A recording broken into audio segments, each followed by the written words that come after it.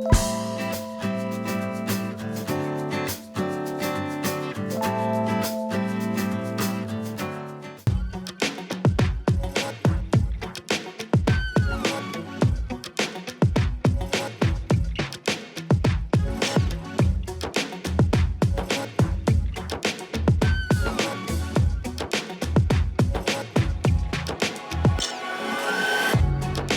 students amazed us with their creativity, turning waste materials into innovative craft. Next, it is very much interested KG field trip. It is a delightful learning experience where our tiny explorers enjoyed an exciting trip beyond the classroom. Next, we have conducted Spell Bee competition. It is a test of vocabulary and spelling skills, where our students displayed their linguistic brilliance. Next, we have celebrated Children's Day. It is a day filled with laughter, joy, and special performances dedicated to our young stars. Next, we had conducted inter-school competition. Our students made us proud by competing and excelling in various events, showcasing their talents. Next, we had celebrated Christmas Day celebration. It is a joyous occasion filled with carols, gifts, and the spirit of giving. Next, Pongal celebration. It is a festive event embracing our cultural roots with the traditional games and activities. Next, Science Expo. It is a proud moment as our tiny graduates took a step forward in their educational journey.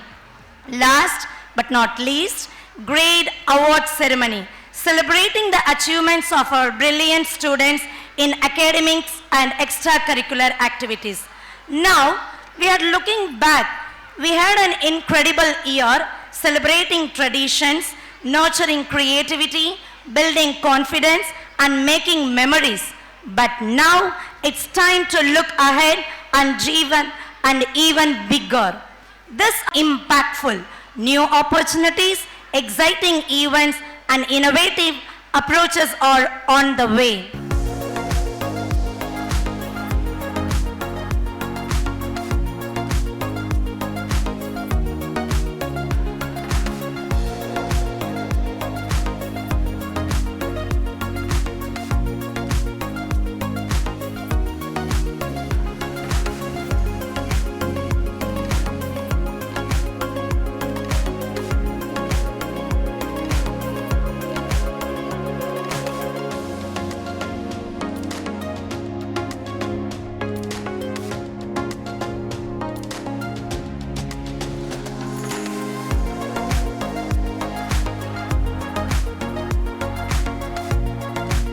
Chairman ஐயா பூபதி அவர்களுக்கு எனது நன்றியை தெரிவித்துக் கொள்கிறேன். Secretary my dear friend Sripathi, managing director அம்மா அவர்கள், சரண்யா ஸ்ரீபதி மிக அழகாக இந்த நிர்வாகத்தை துடிப்புடன் நடத்தி கொண்டிருக்கிறார் உங்கள் குழந்தைகளுக்காக. அவர்களுக்கு என்னுடைய வாழ்த்துக்களும் பாராட்டுக்களும். இங்கே அவளோட சிஸ்டர் இருக்கிறாங்க, அவங்களுக்கும் என்னோட வாழ்த்துக்கள். அக்னி சிறகொன்று கண்டேன், அதை அங்கோர் காட்டிலோர் பொந்திடை வைத்தேன், வெந்து தணிந்தது காடு, வீரத்திற்கு குஞ்சென்றும் மூப்பென்றும் உண்டோ, தத்தகிட தத்தகிட தத்தோம் அப்படின்னு. அது ஒரு சின்ன நெருப்பு போதும், ஒரு காட்டையே அழிச்சிரும். அந்த மாதிரி mind is not a vessel to be filled in, but it has to be ignited. அதாவது குழந்தைகளுக்கு மேலே மேலே சொல்லி கொடுத்து கொடுத்து ஃபில் பண்ணணும்னு அவசியம் இல்லை. அவங்களுக்குள்ள ஒரு நெருப்பு இருக்கும் தெரியுங்களா, அதை அப்பப்போ நம்ம அணையாமல் பார்த்துக்கணும். எப்படி அந்த காலத்தில் விறகடுப்பு வச்சு எரிச்சு கொண்டு இருக்கீங்கள, அவையாமல் இருக்கிறதுக்கு ஊதுவாங்க இல்லைங்களா, ஊதி ஊதி அந்த நெருப்பை வந்து நம்ம திரும்ப பற்ற வைப்போம். அந்த மாதிரி குழந்தைகளுக்கு கல்வி மட்டும் இல்லை, இந்த மாதிரி ஆடல் பாடல் இது அனைத்தையும் நம்ம அவங்களுக்குள்ள இருக்கிற நெருப்பு, அதை அணையாமல் பார்த்துக்க வேண்டியது பெற்றோர்களான நம்மளுடைய கடமை. அதற்கு என்னோட எக்ஸாம்பிளே, நான் வாழ்க்கையில் கடந்து வந்த பாதையை சொல்லலாம். 12 வயசுலேருந்து கார் ஓட்டுவேன் அப்படின்னா கட்டாயம் அந்த இடத்துல ஒரு தேவை இருந்தது. தோட்டத்தில் வீடு, ஒரு டியூஷன் போகணுன்னா கூட பஸ் எல்லாம் இருக்காது. நம்ம கார் ஓட்டி போனாதான் டவுனுக்கு போய் டியூஷனுக்கு போக முடியும். அந்த மாதிரி ஒரு சூழ்நிலைகள் தேவை இருக்கும்போது நம்ம அறியாமல் நம்ம பண்ணுவோம். இன்னைக்கு இருக்கிற பொள்ளாச்சியிலேருந்து லண்டன் வரைக்கும் போனேன்னு சொல்கிறாங்க. எப்படி போனாங்க? இப்போ ஐயா அவர்கள் கூட என்னோட கேட்டு தெரிஞ்சுக்கிட்டாங்க, நடுவில் கடல் இருக்குமே அப்படின்னு. ஃப்ரான்ஸ்லேருந்து யூகேக்கு மட்டும் ஒரு கடல் இருக்குது, அங்கே யூரோ சேனல்னு சொல்லி கடலுக்கு அடியில் போகிற ட்ரெயின் இருக்குது. அந்த பார்ட்டு மட்டும் காரை ட்ரெயின்குள்ளே வச்சுட்டு நம்மளும் காருக்குள்ளே உட்காந்துக்கலாம். அந்த ட்ரெயின் வந்து கடலுக்கு அடியில் ஃப்ரான்ஸ்லேருந்து யூகே சைட் போகும். 30 மினிட்ஸ் அந்த பக்கம் தாண்டி போயிடலாம். இங்கேருந்து எப்படி போகும்போது இந்தியாவிலேருந்து மியான்மர் இப்போ பூகம்பம் தாக்கி இருக்குது, பக்கத்து நாடு. Myanmar, Thailand, Laos, China, Kyrgyzstan, Uzbekistan, Kazakhstan, Russia, Belarus, அப்புறம் போலண்டில் யூரோப்பை டச் பண்ணி யூரோப்பில் ஒரு 15 நாடுகள், செக், Slovakia, Switzerland, Germany, Romania, Macedonia, Serbia, Croatia, அந்த மாதிரி ஃப்ரான்ஸ்லேருந்து யூகே போனோம். இது நடந்தது 2017. இன்னைக்கு இருக்கிற உலக சூழ்நிலையில் ஒரு வாரெல்லாம் நடந்துட்டு இருக்குது, எல்லா பக்கமும் போர் தொடுத்துருக்குறாங்க. இந்த சூழ்நிலையில் போக முடியுமா அப்படின்னா சிரமம்தான். அந்த கால சூழல் நமக்கு அதை ஏற்ப அமைஞ்சுது. அப்போ 2017 70வது சுதந்திர தினத்தை கொண்டாடுறதுக்காக 70 நாள் பயணமாக 24 நாடு கடந்து அந்த பயணத்தை நாங்கள் மேற்கொண்டோம். நானும் எனக்கு துணையாக இன்னொரு பெண்மணி கோயம்புத்தூரில் இருக்கிறாங்க, அவர்கள் இருவரும் மட்டும்தான். அப்போ டாடா மோட்டார்ஸ் வந்து கார் கொடுத்தாங்க, அது ஒரு பெரிய விஷயம். இப்போ குழந்தைகளுக்கு ஒன்று சொல்லணும்னா இந்த சூழ்நிலையில் நாங்கள் போனோம். அப்போ நம்ம ஊரில் ஒரு டிஸ்கிரிமினேஷன் இருக்கும் இல்லைங்களா, ஒரு பிரிவு. அவங்க கலராக இருக்கிறாங்க, வெள்ளையாக இருக்கிறாங்க, கருப்பாக இருக்கிறோம், குண்டாக இருக்கிறோம், ஒல்லியாக இதெல்லாம் இல்லை.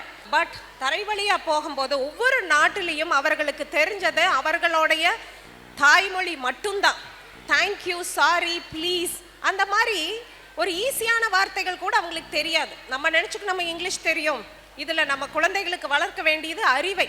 அவங்களுக்கு தேவைப்படும் பட்சத்தில் அவர்கள் எத்தனை மொழிகள் வேணுமானாலும் கற்றுக்கொள்வார். அந்த இடத்துல நாங்கள் அப்படியே அழுது, தாய்லாண்ட்லலாம் போகும்போது காருக்கு ஒரு டாக்குமெண்ட் பத்தல எங்களுக்கு. அப்போ அந்த டாக்குமெண்ட்டுக்காக நாங்கள் அவர்களிடம் அங்கே இருக்கிற இமிக்ரேஷன் ஆஃபீஸர்ஸ் கிட்ட அவ்வளோ ட்ரை பண்ணுறோம் புரிய வைக்கிறதுக்கு. அவர்கள் அதை ஏற்றுக்கொள்ளல, அவங்க மொழி மட்டும்தான் அந்த இடத்துல. அதனால சந்தோஷமா நம்ம குழந்தைகளுக்கு தமிழில் எல்லாமே அவளுங்களுக்கு அறிவுக்கு வந்து மொழி இல்லை, மொழிக்கு அப்பாற்பட்ட விஷயம் அறிவு. ஒரு பலூன் பறக்குதா அப்படின்னா அது ஆரஞ்சு கலர் பலூனா, ரெட் கலர் பலூனா, ப்ளூ கலர் பலூனாங்கிறது இல்லை. பலூனுக்குள்ளே இருக்கிற காற்று ரொம்ப அவசியம். அதே மாதிரி குழந்தைகளுக்குள்ள நம்ம என்ன அறிவை கொடுக்குறோமோ அதை எப்படி இக்னைட் பண்ணி நெருப்பு மாதிரி அதை அணையாமல் பார்த்துக்கிறோமோ பெற்றோர்களாலேயே நமக்கு அதுதான் ரொம்ப முக்கியம் என்பதை கூறிக்கொண்டு இந்த பெருவாய்ப்பு அளித்தமைக்கு ஐயா அவர்கள் 25 ஆண்டு, எக்ஸாக்டாக சொல்லணும்னா 1998ஆம் ஆண்டு இந்த நிர்வாகத்தை ஆரம்பிச்சிருக்கிறாங்க. அப்போ அவங்க விஷனை நினச்சி பாருங்கள். இந்த மாதிரி ஒரு சூழ்நிலையில் ஒரு பெரிய அவர்களுடைய கனவு இன்னைக்கு நனவா வந்து இவ்வளோ பெரிய இன்ஸ்டிடியூஷனாக இன்னைக்கு உங்கள் கண்ணு முன்னாடி நிற்கிது. அவர்களோட விஷன் அதை நினச்சி பார்க்கணும். அதற்கு நாம் நன்றி கூற கடமைப்பட்டிருக்கிறோம். அடுத்த தலைமுறையினராக ஐயா அவர்களுக்கு நன்றியை கூறிக்கொண்டு இந்த பெரு வாய்ப்பளித்தமைக்கு ஸ்ரீ ரங்கபூபதி இன்ஸ்டிடியூஷன் அவர்களுக்கும் இங்கு கூடியிருக்கும் பெற்றோர்களுக்கும் குழந்தைகளுக்கும் தாய்மார்களுக்கும் எனது நன்றியை கூறிக்கொள்கிறேன்.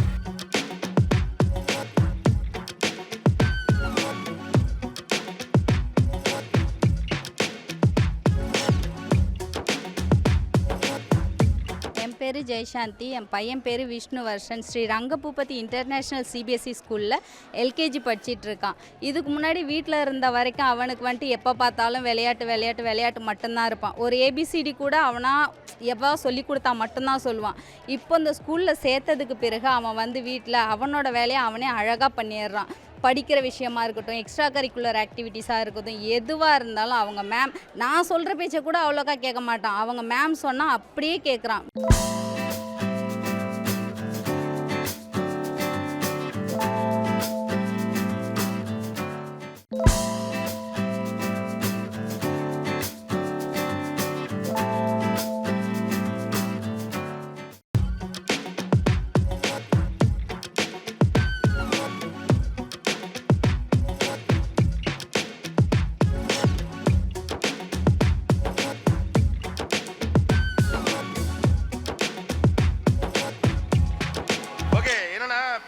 மார்க்கு தான் முக்கியமாக டீனேஜரை ஹேண்டில் பண்ண முடியலை. 6th ஸ்டாண்டர்ட் படிக்கிறப்ப வீட்டில் எலக்ட்ரிக்கல் திங்ஸாக நோண்டிகிட்டு இருக்கிறான்.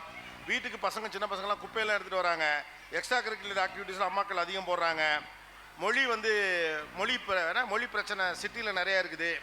பசங்களை அடிக்கலாமா, கண்ட்ரோல் பண்ணலாமா, அப்புறம் பசங்களை எப்படி கண்ட்ரோல் பண்ணுது, கம்பேரிசன் பண்ணலாமா, இப்படி போயிட்டுருக்கு. 2000 வாங்கினாலே பிள்ளைகள் தாங்கிக் கொள்ள மாட்டேங்கிறார்கள் அப்படின்னு சொல்லிட்டு முதல்ல நம்ம பேசும்போது நம்மள்ட்ட வந்த வார்த்தைகளை நம்ம கவனிச்சோம்னா நமக்கு தெரிஞ்சிடும் நம்ம பிள்ளைகளை என்ன பண்ண ட்ரை பண்ணுறோம் அப்படின்னு சொல்லிட்டு.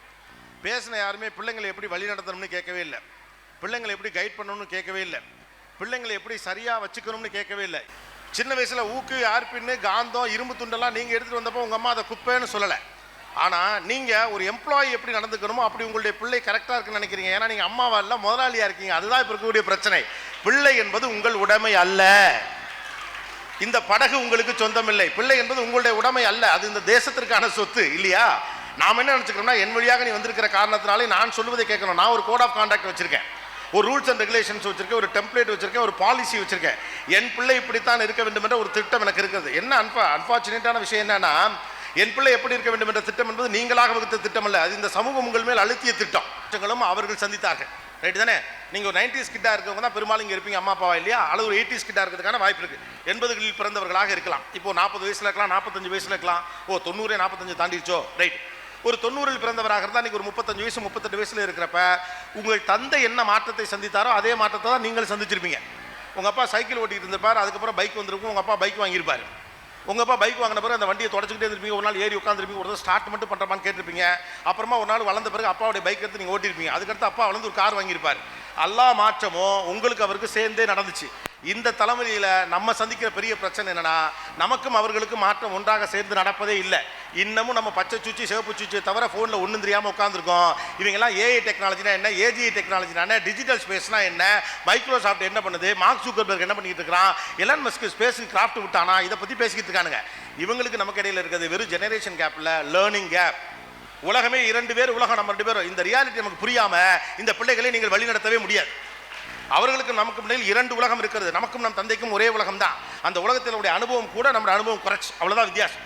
அந்த உலகத்தினுடைய படிப்பு கூட நம்முடைய படிப்பு குறைச்சி, அவ்வளோதான் வித்தியாசம். அவருடைய பலம் கூட நம்முடைய பலம் கம்மி, அவ்வளோதான் வித்தியாசம். ஆனால் இந்த உலகத்தில் 2 உலகம் இருக்குது. ஒன்று, இவங்க நம்மளெல்லாம் என்ன சொன்னாங்க தெரியுமா? நம்ம 2 பேருக்கு அடிப்படை வித்தியாசத்தை ஒரே வார்த்தையில் பிரிக்கிறாங்க. டிஜிட்டல் இமிகிரன்ஸ், டிஜிட்டல் நேட்டிவ் அப்படின்னு ஒரு வார்த்தையில் பிரிக்கிறான். டிஜிட்டல் நேட்டிவ்னு சொல்கிறாங்க இந்த பிள்ளைங்களாம். ஜென் எக்ஸ்ன்னு சொல்கிறாங்களா, ஜென் Z, ஜென் ஆல்ஃபான்னு சொல்லக்கூடிய தலைமுறை. 2K கிட்ஸ் எல்லாம் முடிஞ்சு போச்சு. இப்போ 2025 இருக்கோம். இந்த பிள்ளைகள் பிறக்கும் போதே தொழில்நுட்பத்தோடு சேர்ந்தே பிறந்திருக்கிறார்கள். நாம் அப்படி பிறக்கலை. நாம் கால்குலேட்டரை வாங்கி வச்சுக்கிட்டு அதை அப்படியே தலைவாணிக்கு கீழே பத்திரமா வச்சுக்கிட்டு எவனுக்கு வந்தானா சொந்தக்காரெலாம் வந்தால் ஒழிச்சு வச்சு அடையப்பா டிவிக்கு ஒரு துணி போட்டு அதுக்கு ஒரு ஸ்க்ரீன்லாம் போட்டு இதெல்லாம் வச்சு இந்த பரம்பரை நம்ம பரம்பரை இல்லையா? உங்கள் வீட்டில் கடைசியாக வாங்கின கலர் டிவி இன்றைக்கி அவனுடைய ஃபோனோட ஒரு சுவிட்சுக்கு சமானம். தே பார்ன் வித் டெக்னாலஜி. அப்போ டிஜிட்டல் நேட்டிவ் இவங்க. இந்த அந்த டிஜிட்டல் உலகத்தினுடைய அந்த சொந்தக்காரங்க. நாமெல்லாம் டிஜிட்டல் இமிகிரன்ஸ். நாம் இந்த டெக்னாலஜிகளுக்குலாம் உள்ளே வரோம். நாம் டெக்னாலஜி எப்போது என்ன நினச்சிக்கிட்டு இருக்கோம் அப்படின்னா, அது ஒரு தொழில்நுட்பம் நினைக்கிற கிடையாது. டெக்னாலஜிங்கிற ஒரு கல்ச்சர். ஒரு தொழில்நுட்பம் இருக்கிற போது அதோடு சேர்ந்து ஒரு கல்ச்சர் வரும். என்னைக்காவது நினச்சிருக்கலாம் இந்த லெஃப்ட் ஹேண்டை இப்படியே வச்சுக்கிட்டு 1 மணி நேரம் படம் பார்ப்போம்னு என்னைக்காவது நீங்கள் யோசிச்சது உண்டா? யோசிச்சு பாருங்கள். என்னைக்காவது ஃபோனில் மூஞ்சி தெரியும்னு என்னைக்காவது நீங்கள் யோசிச்சிருப்பீங்களா? இங்கிருந்து அமெரிக்காவுக்கு இலவசமாக பேசலாம்னு என்னைக்காவது நீங்கள் நினச்சிருக்கிறீங்களா? கிளவி செத்து போச்சுன்னா தந்தி அடித்து ஆளை தூக்குன பிறகு அழுதுகிட்டே பேரை வந்து சேருவான் 3 நாள் கழிச்சு இல்லையா? Grandma died start immediately. போய் சேர்றதுக்குள்ளே கிராண்ட்மாவே போய் சேர்ந்துடும். இதுதானே வித்தின் செகண்டில் நடக்குங்கிறத உங்களால் புரிஞ்சுக்க முடியுதா இப்போது? அப்போ இவங்க எல்லாருமே டிஜிட்டல் நேட்டிவ், டெக்னாலஜியோடு பிறந்தவர்கள். இவர்களுக்கு பயம் கிடையாது. இவங்களுக்கு எதிர்காலம் பற்றின அச்சம்லாம் பெருசாலாம் கிடையாது. ஒரு விஷயத்தை மிகச்சரியாக உடனே செஞ்சுணுங்கிற கவலையெல்லாம் கிடையாது. நீங்கள்லாம் செல்ஃபோன், நீங்கள்லாம் இதில் ஃபோட்டோ எடுத்தோம், நம்மளாம் ஞாபகம் இருக்கா? 35 ஃபிலிமு தான் இருக்கும் இல்லையா? ஒரு யாஷிகா கேமரா ஒன்று இருக்கும், அதை வச்சிருக்கவே பணக்காரன். எல்லாரும் நிற்க வைப்பாங்க. ஒரு ஃபோட்டோ எடுக்க 5 நிமிஷத்துலேருந்து 10 நிமிஷம் ஆகும். எல்லாம் நேராக நின்று கண்ணை மூடியாத சிரிச்ச மேனிக்கு பாருங்கள். ரெடி 1 2 3 அப்படின்னோடனே கரெக்டாக ஒருத்தன் கண்ணை மூடி தொலைஞ்சிருவான். அந்த பிரிண்ட் எடுத்துகிட்டு அதை போய் நம்ம கொண்டு போய் பிரிண்ட்டுக்கு கொடுத்து வாங்கணும். ஒரே ஒரு ஃபோட்டோவை ஒழுங்காக எடுக்கிற ஜெனரேஷன் நீங்கள். 100 ஃபோட்டோ எடுத்தால ஒரு நல்ல ஃபோட்டோவை எடுத்துக்கிற ஜெனரேஷன் இவங்க. அவ்வளவுதான். வாய்ப்பு அதிகம் இருக்கக்கூடிய ஒரு தலைமுறை உங்களுடைய டெம்ப்ளேட்டுக்கு கீழே வராது. இதான் சிக்கலே. இப்போ யாராவது ஒரு ஃபோட்டோ எடுத்துருக்காங்களா? கடைசி வரைக்கும் காமெடி என்னன்னு கேட்டோம்னா, நானும் சில நேரம் பார்த்தீங்கன்னா ஒரே ஒரு செல்ஃபி எடுப்பாங்க. ஒரு செல்ஃபி எடுக்கவே மாட்டாங்க. இப்படி ஒன்று நானும் நடந்து போன பிறகு எடுத்தவங்களாம் இருக்கான். நம்ம ஃபோட்டோக்கு போஸ்ட் கொடுத்துட்டு போயிடுவோம். அதுக்கப்புறமா எடுத்துக்கிட்டோமா கிடைச்ச வரைக்கும் மிச்சம் எடுப்போம். என்ன நட்டா போகுது அப்போ நமக்கு என்ன இருக்குன்னா, ஒன்றை விட்டு விட்டால் அதை பிடிக்க முடியாதுன்ற ஒரு பயத்தோடே வாழ்ந்த தலைமுறை நம்முடைய தலைமுறை. இவர்கள் தலைமுறை அப்படி கிடையாது. ஒன்றை விட்டு விட்டால் இன்னொன்றை என்னால் பிடிக்க முடியும். நான் வாய்ப்புக்காக காத்திருக்கக்கூடிய ஆளு கிடையாது. என் வாழ்க்கையை வாழ வேண்டும் என்று நினைக்கிற ஒரு ஆளு. ஆனால் முதல்ல without understanding the generation that you can't tell them what they need. அவர்களுக்கு தேவைப்படக்கூடிய இந்த தகவல்களை நீங்கள் கொடுக்கணும்னா முதல்ல அவங்க யாராக இருக்காங்கன்னு நீங்கள் புரிஞ்சுக்கணும். நம்மலாம் டிஜிட்டல் இமிகிரண்ட்ஸ், புலம்பெயர்ந்து வந்திருக்கோம். அந்த உலகத்தில், நிஜ உலகத்துக்குள்ளேருந்து டிஜிட்டல் உலகத்துக்குள்ளே புலம்பெயர்ந்து வந்திருக்கோம். வாட்ஸ்அப்பில், இன்ஸ்டாக்குள்ளே, சோஷியல் மீடியாக்குள்ளே, ஓடிடி பிளாட்ஃபார்ம்ஸுக்குள்ளே, இது அத்தனைக்குள்ளேயும் நாம் வந்திருக்கோம். இவங்களுடைய லேர்னிங் மெத்தடாலஜியே மாறி இருக்கு. இப்போ பயல்கள்லாம் எப்படி படிக்கிறாங்கன்னு பார்க்குறீங்களா இல்லையா? காதில் ஒரு ஹெட்ஃபோன் போட்டுக்கிறானுவோ இல்லையா? கண்ணுக்கு முன்னால் ஒரு ஐபேடில் லேப்டாப்போ வச்சுக்கிறானுங்க, டிவியும் பார்க்குறானுங்க, சோறு திங்கிறானுங்க. இவன் இதில் என்ன பண்ணுவான் அப்படின்னு நமக்கு இருக்கும். ஆனால் என்ன, உங்கள் மூளை அப்படி தான் எவால்வ் ஆகிருக்கலாம். Multi screening is the future. இப்போ கேட்கும்போது உங்களுக்கு நம்ப முடியாத மாதிரி இருக்கலாம். Multi screenings office space model அப்படின்னு சொல்கிறான். ஒரே நேரத்தில் பல வேலைகளை பார்க்கக்கூடியவர்கள் தான் இனிமேல் புத்திசாலிகளாக இருக்க முடியும் என்பது தான் அதார்த்தம். அவன் பாட்டு கேட்டுக்கிட்டே படம் வரைவான். மூளை அப்படி எவால்வ் ஆகிருக்கு. அது எப்படி முடியும்? பாட்டு கேட்டால் கான்சன்ட்ரேஷன் முழுக்க பாட்டு மேலே தானே போகணும்னு நினைக்கிறேன். அதெல்லாம் கிடையாது. அது பாட்டுக்கு ஒரு பக்கம் போகும், இது பாட்டு ஒரு பக்கம் பண்ணும். லியோனார்டோ டாவின்சி அப்படின்னு ஒருத்தருக்கார். ஒரு கையால் ஓவியம் வரைந்து கொண்டே இன்னொரு கையால் அவர் எழுதுவாராம். முடியுமா? யோசிச்சு பாருங்க. ஒரு கையால் ஓவியம் வரைந்து கொண்டே ஒரு கையால் அவரால் எழுத முடியும். உங்களால் அட்ட டயத்தில் 2 கையில் எழுத முடியும். அதுக்கே ரஜினிகாந்த் மாதிரி, சிவாஜி மாதிரி கையெழுத்து பண்ணும். அப்போ மல்டி டாஸ்கிங்கில் இருக்கக்கூடிய பிள்ளைகளுடைய பிஹேவியர் வேற, சைக்காலஜி வேற, பேட்டர்ன் வேற, அவங்களுடைய ஆட்டிடியூடே வேற. அவர்கள் உங்கள் சொல் பேச்சை கேட்கக்கூடியவர்களாக, நல்ல பிள்ளைக்கு நீங்கள் வச்சிருக்கக்கூடிய ஒற்றை அடையாளம் முடிந்து போய்விட்டது. நல்ல பிள்ளைக்கு நம்ம வச்சிருக்கிறது ஒரே அடையாளம் தான், சொல் பேச்சு கேட்கும் பிள்ளை நல்ல பிள்ளை. அம்மா அப்பாவுக்கு அதுதான், டீச்சருக்கு அதுதான். அதுக்குன்னே ஃபர்ஸ்ட் ரோல ஒரு பையன் உட்காந்துருப்பான். டீச்சர் வந்தவொடனே நோட் எடுத்து கொடுப்பான், அவன் தான் நல்ல பையன். யாரெல்லாம் பின்னால் பேசுகிறாங்களோ அவனையெல்லாம் அவன் போட்டு கொடுப்பான், அவன் தான் நல்ல பையன். எப்போ கூப்பிட்டாலும் என்ன வேலை சொன்னாலும் கேட்பான், அவன் தான் நல்ல பையன். வீட்டிலே அதான பிரச்சனை. அண்ணங்காரன் சொன்னதெல்லாம் கேட்பான், அதனால நல்லவன். சின்னவன் சொன்ன எதையுமே கேட்க மாட்டான், அதனால கெட்டவன். வாழ்க்கையில் ஒரு விஷயத்தை நீங்கள் நல்லா புரிஞ்சுக்கணும். சொல் பேச்சு கேட்குற பிள்ளை பொழைச்சிக்கும். சொல் பேச்சு கேட்குற பிள்ளை பொழைச்சிக்கும். தானா யோசிக்கிற பிள்ளை தான் 4 பேரை காப்பாற்றும். தானா யோசிக்கிறவன் கேள்வி கேட்பான். இங்கே பிரச்சனை அதுதான். தானா யோசிக்கிறவன் கேள்வி கேட்பான். நீங்கள் சொன்னதுக்காக நான் கேட்கணுங்கிற அவசியம் இல்லை. நடிச்ச ஆமத்தில் எதுக்கு 9 மணிக்கு இருட்டுனதுக்கப்புறம் நகை வெட்டிக்கிட்டு இருக்கிறேன் இவன் கேட்பான். எதுக்கு வெட்டக்கூடாது? இதுக்கு கரெக்டாக பதில் இருக்கா? தரத்தில் முடிச்ச மாதிரி பேசாது. எங்கள் அம்மா சொன்னாங்க, உங்கள் அம்மா சொன்னப்போ நீங்கள் கேட்கல, அது ஓன் தப்பு. எதுக்கு நகை வெட்டக்கூடாதுன்னு நீங்கள் சொல்லணுமா இல்லையா? அதை நான் சொல்ல மாட்டேன். அதிக திமிரு பிடிச்ச தரமா பேசாத, சொல்கிறத ஒழுங்காக கேட்டுக்கிட்டு ஒழுங்காக நகை வெட்டாமல் இரு. கட்டிட்டு தூங்கிட்டு இருக்கப்ப என்கிட்ட அப்ரூவல் வாங்கிட்டு நான் வந்து இங்கே பேசுகிற மாதிரி ஏஐ பேசிக்கிட்டு நீங்களாம் கை தட்டுவீங்க. நீங்களும் உங்கள் வீட்டில் தான் இருப்பீங்க. பூரா பேர் ஃபங்க்ஷன் நடத்துனதா எல்லாரும் சோசியல் மீடியாவில் ஸ்டேட்டஸ் போட்டு திரிஞ்சிருவோம். The technology is moving faster. Most fastest transformation is happening in the world. உலகத்திலே மிக வேகமாக மாற்றம் நடந்து கொண்டிருக்கக்கூடிய காலகட்டத்துடைய பிள்ளைகள் இவர்கள். அதை நீங்கள் புரிஞ்சுக்கணும். உலகத்திலேயே மிக வேகமாக மாற்றம் நடந்து கொண்டிருக்கக்கூடிய காலகட்டத்தின் பிள்ளைகள். முன்னால மாற்றம் நடப்பதற்கு ஒரு குறிப்பிட்ட கால இடைவெளி என்று ஒன்று இருந்து கொண்டே இருந்தது. ஞாபகம் இருக்கா உங்களுக்குலாம்? உங்கள் அப்பா சைக்கிள் வாங்கிட்டு பைக் வாங்குறதுக்கு 10 வருஷம் ஆச்சு. ஆரம்ப காலத்துலலாம் நீங்கள் 80கள்லாம் பிறந்த பிள்ளையாக இருந்தால் அம்பாசிடர் கார் மட்டும் தான் கார், வேறு பேரே கிடையாது. எந்த காரை பார்த்தாலுமே எங்கள் பாட்டிலாம் அம்பாசிடர் தான் சொல்லும். அதுக்கப்புறம் மாருதி வந்தது அம்பாசிடர் தான் சொல்லிச்சு. அது உயிரோட வந்த வரைக்கும் அது பார்த்த எல்லா காரையுமே அம்பாசிடர்னு சொன்னிச்சு. கார் பேரே அம்பாசிடர் நினச்சிக்கிச்சு. நம்மளாம் இன்னமும் ஜெராக்ஸ் கம்பெனியை ஜெராக்ஸ்னு சொல்லி தெரியுறோம்ல. அது ஃபோட்டோ காப்பி. யார்ட்டையா போய் ஃபோட்டோ காப்பி வேணும்னு சொல்லுங்க, தெரியாது. ஜெராக்ஸ் எடுத்து கொடுங்க அப்படின்னு தான் சொல்லும். அது கம்பெனியோட பேர், ரைட்டு தானே? கம்பெனியோட பேரை தான் நம்மளாம் ஜெராக்ஸ்னு சொல்லி தெரியும். அப்போ மாற்றம் அவ்வளோ கேப் இருந்துச்சு. ஒரு அம்பாசிடர்லேருந்து மாருதி வரதுக்கு அவ்வளோ காலமாச்சு. மாருதிலேருந்து அடுத்த கார் வரதுக்கு அவ்வளோ காலமாச்சு. ஒரு நார்மலான நம்ம யூஸ் பண்ணக்கூடிய லேண்ட்லைன் ஃபோன்லேருந்து செல்ஃபோன் வரதுக்கு அவ்வளோ காலம் ஆச்சு. இன்றைக்கி செல்ஃபோன்லேருந்து அடுத்த டெக்னாலஜி எல்லாரும் ஏஐ பற்றி பேசிட்டு இருக்கப்ப குவாண்டம் டெக்னாலஜி பற்றி அடுத்து பேசிகிட்டு இருக்காங்க. சூப்பர் கம்ப்யூட்டர் சண்டை பண்ண போது பேசிட்டு இருக்கான். அப்போ இந்த பசங்க கிட்ட ஒரே ஒரு விஷயம் இருக்குது, இவங்க கிட்ட பயம் கிடையாது. அவ்வளோதான். நாமெல்லாம் பயத்திலே வளர்ந்து ஜெயிச்சவங்க, இவங்க பயம் இல்லாமல் ஜெயிக்கிறவங்க. நமக்கும் அவங்களுக்கும் அதான் வித்தியாசம். ஏன்னா இவங்க கண்ணு மேலே வாய்ப்பு இருக்குது, அவர்களுக்கு தேவைப்படக்கூடியது அவர்கள் எடுத்துக்கொள்வார்கள். அப்போ அது பொறுப்பற்றத்தனம் போல நமக்கு தெரியலாம். அவன் எக்ஸ்பெரிமெண்ட் பண்ணி பார்த்துக்கிட்டே இருப்பாங்க. they will try to do all the best things possible. ஏன்னா எல்லாம் கண்ணு முன்னால் இருக்குது இல்லையா? நம்மளுமே அப்படிலாம் தான் இருந்தோம். நாம் ஏதோ எதுவுமே செய்யாமல் இருந்தோம்லாம் நீங்கள் நினைக்காதீங்க. நம்மளும் நமக்கு முன்னால் இந்த வாய்ப்புகள் அத்தனை எக்ஸ்பெரிமெண்ட் பண்ணிட்டு தான் இருந்தோம். இங்கே எவ்வளோ பேர் டைப் ரைட்டிங் லோயர் படிச்சிங்க, எவ்வளோ பேர் டைப் ரைட்டிங் ஹையர் படிச்சிங்க, எவ்வளோ பேர் ஹிந்தி பிரச்சார சபாவில் போய் ஹிந்தி படிச்சிங்க, எவ்வளோ பேர் மேக்ஸுக்கு ஸ்பெஷலாக டியூஷன் எடுத்துக்கிட்டீங்க, எவ்வளோ பேர் ஹாக்கி விளாண்டிங்க, கிரிக்கெட் விளாண்டிங்க, ஃபுட்பால் விளாண்டிங்க, பால் பேட்மிண்டன், கோகோ எல்லாம் தான் எக்ஸ்பெரிமெண்ட் பண்ணோம். அப்போ அவ்வளோதான் ஆப்ஷன் இருந்துச்சு, எக்ஸ்பெரிமெண்ட் பண்ணோம். இப்போ நீங்கள் நிறைய ஆப்ஷன் இருக்கு, அவன் எக்ஸ்பெரிமெண்ட் பண்ணுறான். ஒருவேளை ஒரு நேரம் ஒழுங்காகவே பார்க்க மாட்டேங்கிறான். ஆக்சுவலாக அதுக்கு பேர் டேலண்ட். இப்போ அவர் தான் கேட்டார், படிப்பு முக்கியமாக நாலேஜ் முக்கியமானது. இப்போ படிப்புக்கான டைமென்ஷனே மாறிடுச்சு, நாலேஜுக்கான டைமென்ஷனே மாறிடுச்சு. நீங்கள் எல்லாம் என்ன நினைக்கிறோம்னா, நாம் இதெல்லாம் அறிவு என்று நம்பிக்கொண்டிருந்தோமோ அதுதான் அறிவு என்று நீங்களும் இப்போது நம்பிக்கொண்டிருக்கீர்கள். உண்மை அது இல்லை. நம்ம காலகட்டத்தில் நீங்கள்லாம் சின்ன பிள்ளையா இருந்தப்பா அறிவு என்ன? 1333 திருக்குறளையும் உங்களால் தலையெல்லாம் சொல்ல முடிஞ்சா பெரிய அறிவு. 16ஆம் வாய்ப்பாட தலையெல்லாம் சொன்னீங்கன்னா பெரிய ஆள். 12ஆம் வாய்ப்பாடு 12 என்னன்னு தூக்கத்தில் எழுப்பி கேட்டாலும் சொல்லுவான், நல்லா படிக்கிற பையன், அது உனக்கு அது அடையாளம் தான். இப்போ நீங்கள் கேளுங்க, அவனுக்கு தெரியாது. 12ஆம் வாய்ப்பாடு கூட தெரியல, 8ஆம் கிளாஸ் படிக்கிறான், அவனுக்கு தேவையில்லை. அலெக்ஸா வாட் இஸ் 12 into 12ன்னு கேட்பான். என் பொண்ணுக்கிட்ட போயிட்டு, பாப்பா இப்போ சவுத் ஆப்பிரிக்காவில் என்ன மணி அப்படின்னு சொன்னால் பதறலாம் மாட்டான். Alexa what is the time in South Africa அப்படின்னு கேட்பான். அலெக்ஸா சொல்லி பூராத்தையும் சித்தப்பன் கூகுள் சொல்லிட்டு போயிடுவான், எல்லாத்தையும் ஏஐ டெக்னாலஜி சொல்லிட்டு போயிடும். அறிவு என்பது தகவல்களை தெரிந்து வைத்திருப்பது அல்ல, அறிவு என்பது தகவல்களை நீ என்ன பண்ண போறேங்கிறது தான். So the knowledge is completely different. தகவல்களை தெரிந்து வைத்திருப்பது அறிவு, அது டேட்டா, அவ்வளவுதான். இத்தனை திருக்குறள் தெரியும் என்பது டேட்டா. அந்த குறளை வைத்து உங்கள் வாழ்க்கையில் என்ன செய்ய போகிறீர்கள் என்பது தான் இப்போது அறிவு. அப்போ அறிவுங்கிறது எக்ஸிக்யூஷன் தான், அறிவுங்கிறது மேனிஃபெஸ்டேஷன் தான், அறிவுங்கிறது அதை பற்றி உங்களுடைய பார்வை தான். ஒன்றை புரிந்து கொண்டு அதை உங்கள் சொந்த ஸ்டைலில் உங்களால் எக்ஸிக்யூட் பண்ண முடிஞ்சா அதுக்கு பேர் தான் அறிவு. தனித்துவம் பெற்ற பிள்ளைகள் தான் ஜெயிப்பார்கள். தயவு செஞ்சு இந்த ஒட்டுமொத்த நீரோடையில் இவர்களை கரைக்க வேண்டும் என்ற எந்த அவசியம் இல்லை, பயப்படாது. ஆனால் நமக்கு இருக்க ஒரு பிரச்சனை, நம்ம தரப்பில் ஒரு நியாயம் இருக்குது. நான் ஃபோமோ அப்படின்னு சொல்கிறேன், ஃபியர் ஆஃப் மிஸ்ஸிங் அவுட் அப்படின்னு ஒன்று இருக்குது, பயம். ரொம்ப கஷ்டப்பட்டு பிள்ளைகளுக்காகத்தான் வாழ்கிறோம், இல்லைன்னு சொல்ல முடியாது. இவ்வளோ கஷ்டம், இவ்வளோ நெருக்கடி, எல்லாத்தையும் இழுத்து பிடிச்சிக்கிட்டு எதுக்காக இவ்வளோ கஷ்டப்படுறோம்னா பிள்ளைகளை நல்லபடியாக ஆளாக்கி கொண்டான்னு நினைக்கிறோம். எங்கள் தரப்பு நியாயம் அது இருக்கலாம். ஆனால் நம்மகிட்ட ஃபோமோன்னு ஒரு ப்ராப்ளம் இருக்குது, ஆங்ஸைட்டி இஷ்யூ இருக்குது. ஃபோமோனா ஃபியர் ஆஃப் மிஸ்ஸிங் அவுட். நம்ம பிள்ளை இதை விட்டுருமோ, நம்ம பிள்ளை இதை விட்டுருமோ, நம்ம பிள்ளை இந்த கூட்டத்தில் கரைஞ்சு போயிருமோ, அந்த பிள்ளைக்கு ஸ்போர்ட்ஸ் தெரியாமல் போயிருமோ, அந்த பிள்ளைக்கு டெக்னாலஜி தெரியாமல் போயிருமோ, அந்த பிள்ளை இந்த கூட்டத்தில் பெரிய இடத்துல வராமல் போயிருமோ. பயப்படாதீங்க. ஆக்சுவலாக இன்னைக்கு ஃபியர் ஆஃப் மிஸ்ஸிங் அவுட் உங்கள் பிரச்சனை. அவனுக்கு ஃபியரே கிடையாது. அவன் எதையுமே மிஸ் அவுட் பண்ண வேண்டிய அவசியம் இல்லை. அவனுக்கு வேணுங்கிறத அவனால் எடுத்துக்க முடியுங்கிறது நம்பிக்கை அவங்களுக்கு இருக்குது.